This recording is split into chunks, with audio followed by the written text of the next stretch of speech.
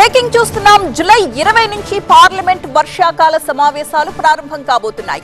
August 13 వరకు ఈ సమావేశాలు కొనసాగే అవకాశం ఉన్నట్టుగా తెలుస్తోంది. మొత్తం 3 కీలకమైన బిల్లులపై కేంద్రం ఫోకస్ పెట్టింది. డీలిమిటేషన్ బిల్లును కూడా ఈ సమావేశాల్లోనే ప్రవేశపెట్టే అవకాశం ఉన్నట్లుగా తెలుస్తోంది. అలాగే మహిళా రిజర్వేషన్ బిల్లు పైన కూడా ముందడుగు వేయబోతోంది ఈ సమావేశాల్లో కేంద్రం.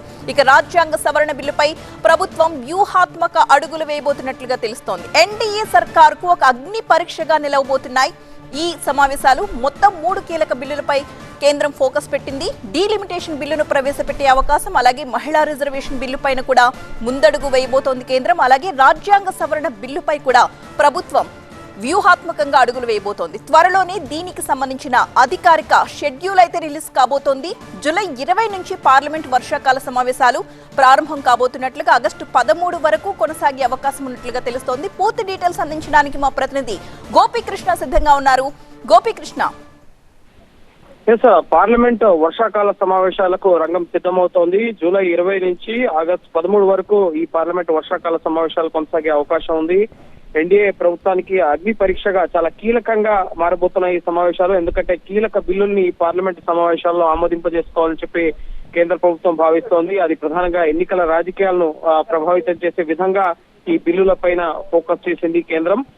దీనికి సంబంధించి పార్లమెంటరీ వ్యవహారాలకు సంబంధించిన cabinet committee on parliamentary affairs నిర్ణయం తీసుకోవడం జరుగుతుంది. బిల్లుల రూపకల్పనకు సంబంధించి అఖిలపక్ష సమావేశాన్ని ఏర్పాటు చేసి ఏ బిల్లులను ఈ పార్లమెంట్ వర్షాకాల సమావేశాల్లో తీసుకురాబోతున్నాం అన్నది అఖిలపక్ష పార్టీలకు కేంద్రం వివరించే అవకాశం ఉంది. అయితే ప్రధానంగా ఇందులో ముఖ్యంగా డీలిమిటేషన్ బిల్లు దేశవ్యాప్తంగా పార్లమెంటు అలాగే అసెంబ్లీ నియోజకవర్గాలకు సంబంధించిన పునర్వ్యవస్థీకరణ, అసెంబ్లీ స్థానాలు, పార్లమెంట్ స్థానాల పెంపుకు సంబంధించిన బిల్లు, అలాగే మహిళా రిజర్వేషన్ల బిల్లు, చట్టసభల్లో మహిళలకు 33% రిజర్వేషన్లు కల్పిస్తూ ఇప్పటికే బిల్లు ఆమోదం పొందింది. దాన్ని సవరణ చేస్తూ ముఖ్యంగా బిల్లు తీసుకురావాలని చెప్పి కేంద్రం భావిస్తోంది. అంతేకాకుండా 130వ రాజ్యాంగ సవరణ బిల్లు, ముఖ్యంగా 5 ఏళ్ల జైలు శిక్ష, అలాగే 30 రోజులకు పైబడి జ్యుడిషియల్ రిమాండ్ లో ఉన్న నేతలు, అది ప్రధాని అయినా సరే, కేంద్ర మంత్రులైనా సరే, మంత్రులు, రాష్ట్రాల ముఖ్యమంత్రులు ఎవరైనా సరే, వారి పదవిని ఆటోమేటిక్ గా కోల్పోయే విధంగా బిల్లుని తీసుకురావడం జరిగింది. ఇది ప్రస్తుతం పార్లమెంటరీ